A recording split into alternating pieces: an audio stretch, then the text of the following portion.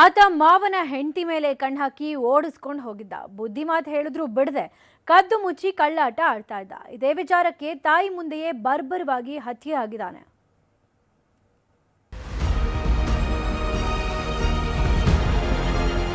ಈ ಹುಡುಗರು ಅದ್ಯಾಕಿಂಗ್ ಆಡ್ತಾರೋ ಗೊತ್ತಿಲ್ಲ. ಆಲ್ಮೋಸ್ಟ್ ಆಂಟಿ ಲವ್ವರ್ಗಳೇ ಆಗೋಗಿದ್ದಾರೆ. ಆಂಟಿ ಪ್ರೀತ್ಸೆ ಅಂತ ಹಿಂದೆ ಬಿದ್ದು ಆಡಬಾರದ ಆಟಗಳನ್ನೆಲ್ಲ ಆಡ್ತಾರೆ. ಕೊನೆಗೆ ಅದೇ ಅಕ್ರಮ ಸಂಬಂಧದ ಸುಳಿಗೆ ಸಿಲುಕಿ ಹೆಣವಾಗ್ತಿದ್ದಾರೆ. ರಾಯಚೂರಿನಲ್ಲೂ ಆಗಿದ್ದು ಅದೇ. ಸೋದರತ್ತೆಯ ಮಗನ ಹೆಂಡತಿ ಮೇಲೆ ಕಣ್ಣು ಹಾಕಿದವ ಬರ್ಬರವಾಗಿ ಹತ್ಯೆಯಾಗಿದ್ದಾನೆ.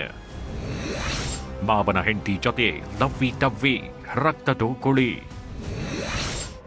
ತಾಯಿ ಮುಂದೆ ಕೊಡಲಿಯಿಂದ ಕೊಚ್ಚಿ ಕೊಲೆ. ಕಾಮಕ್ಕೆ ಕಂಡಿಲ್ಲ ಅನ್ನೋದು ಎಷ್ಟು ಸತ್ಯವೋ ಅದೇ ಕಾಮಕ್ಕೆ ಸಂಬಂಧದ ಬೆಲೆಯೂ ಗೊತ್ತಿಲ್ಲ ಅನ್ನೋದು ಅಷ್ಟೇ ಸತ್ಯ ಕಣ್ರೆ. ಅದಕ್ಕೆ ಈ ಸ್ಟೋರಿಯೇ ಸಾಕ್ಷಿ. ಹೀಗೆ ರಕ್ತದ ಮಡುವಿನಲ್ಲಿ ಬಿದ್ದಿರೋ ಈತನ ಹೆಸರು ವಿಜಯ್ ಕುಮಾರ್ ಅಂತ. ರಾಯಚೂರು ತಾಲೂಕಿನ ಬುಳ್ಳಾಪುರ ಗ್ರಾಮದ ಯುವಕ. ತಾನಾಯ್ತು ತನ್ನ ಕೆಲಸವಾಯ್ತು ಅಂತ ಗಿದ್ದಿದ್ರೆ ಇವತ್ತು ಹೆಣವಾಗ್ತಾಗಿರ್ಲಿಲ್ವೇನೋ.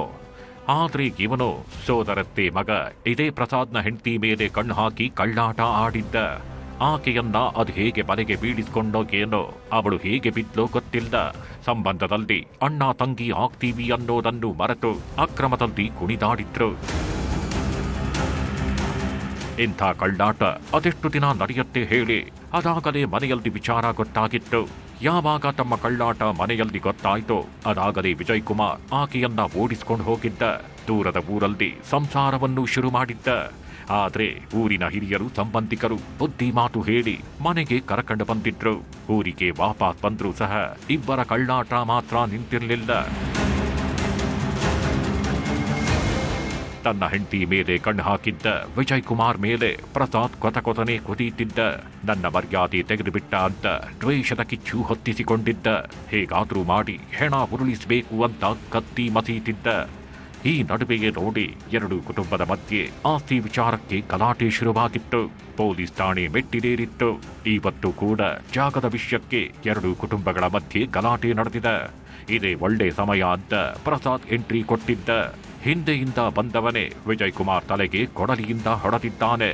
ಒಂದೇ ಗೇಟಿಗೆ ತಲೆ ಸೀಡಿ ಎರಡು ಪೀಸ್ ಆಗಿದ್ದು ಅಲ್ಲಿಯೇ ಜೀವ ಬಿಟ್ಟಿದ್ದಾನೆ. ಈ ಕೊಡಲಿಯಿಂದ ಹೊಡೆದ ನಂತರ ವಿಜಯ್ ಕುಮಾರ್ ಅವರಿಗೆ ಭಾರಿ ಗಾಯ ಆಗುತ್ತೆ. ಅವರನ್ನು ಸರ್ಕಾರಿ ಆಸ್ಪತ್ರೆಗೆ ಶಿಫ್ಟ್ ಮಾಡ್ತೀವಿ. ಚಿಕಿತ್ಸೆ ಫಲಕಾರಿಯಾಗದೆ ಶ್ರೀ ವಿಜಯ್ ಕುಮಾರ್ ಅವರು ಮೃತಪಟ್ಟಿರುತ್ತಾರೆ. ಇದರ ಪ್ರಯುಕ್ತ ಇಡಪ್ನೂರು ಪೊಲೀಸ್ ಠಾಣೆಯಲ್ಲಿ ಒಂದು ಮರ್ಡರ್ ಕೇಸ್ ರಿಜಿಸ್ಟರ್ ಆಗಿದೆ. ಆರೋಪಿತರನ್ನು ಹಿಡಿಯುವುದಕ್ಕೆ ರಾಯಚೂರು ಪೊಲೀಸ್ ವತಿಯಿಂದ 3 ತಂಡ ರಚಿಸಿ ಅವರನ್ನು ಹಿಡ್ಕೊಂಡ್ಬರುವುದಕ್ಕೆ ಕಳುಹಿಸಿಕೊಡಲಾಗಿದೆ.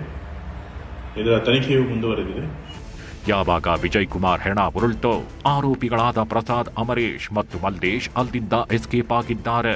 ಸದ್ಯ ಇಡಪನೂರು ಠಾಣೆಯಲ್ಲಿ ಪ್ರಕರಣ ದಾಖಲಾಗಿದ್ದು ಆರೋಪಿಗಳಿಗಾಗಿ ಹುಡುಕಾಟ ನಡೆಸಿದ್ದಾರೆ. ಮತ್ತೊಂದು ಕಡೆ ವಿಜಯ್ನ ಕಳೆದುಕೊಂಡ ಕುಟುಂಬಕ್ಕೆ ದಿಕ್ಕೇ ತೋಚದಂತಾಗಿದೆ. ಸರ್ ಆಲ್ರೆಡಿ ಕಂಪ್ಲೇಂಟ್ ಕೊಟ್ಟಿದ್ದೀವಿ ಸರ್. ನಾವು ಆಲ್ರೆಡಿ FIR ಫೈಲ್ ಆಗಿದೆ ಸರ್. ಕೆ ಪ್ರಸಾದ್ ಅದು ನಮ್ಮ ಅತ್ತೆನ ಮಗ ಸರ್ ಫಸ್ಟು. ಆಮೇಲೆ ಪೊಲೀಸ್ ಅದೇ ನಮ್ಮ ಅಮರೇಶ್ ಪೊಲೀಸ್ ನಮ್ಮ ಚಿಕ್ಕಪ್ಪ ಸರ್, ನನ್ನ ಸ್ವಂತ ಚಿಕ್ಕಪ್ಪ. ಇನ್ನೊಬ್ಬರು ಮಲ್ಲೇಶ್ ಅಂತೇಳಿ ಅವ್ರ ಮೂವರ ಕೈವಾಡ ತುಂಬ ಇದೆ ಸರ್. ಅದು FIR ದಾಖಲೆ ಆಗಿದೆ ಸರ್. ಪೊಲೀಸರು ನಾವೆಲ್ಲ ಇನ್ಫಾರ್ಮೇಷನ್ ಎಲ್ಲ ಕೊಟ್ಟಿದ್ದೀವಿ ಸರ್. ಒಟ್ಟಾರೆ ತಂಗಿಯಾಗಬೇಕಿದ್ದವಳ ಜೊತೆ ಅಕ್ರಮ ಸಂಬಂಧ ಗಿಟ್ಕೊಂಡವ ಹಾದಿ ಹೆಣವಾಗಿದ್ದ. ಕಣ್ಮುಂದೆ ಮಗನನ್ನ ಕಳೆದುಕೊಂಡ ತಾಯಿಯ ಗೋಳು ಹೇಳತೀರದಾಗಿದೆ. ವಿಶ್ವನಾಥ್ ಹೂಗಾರ್, ನ್ಯೂಸ್ 18 ರಾಯಚೂರು.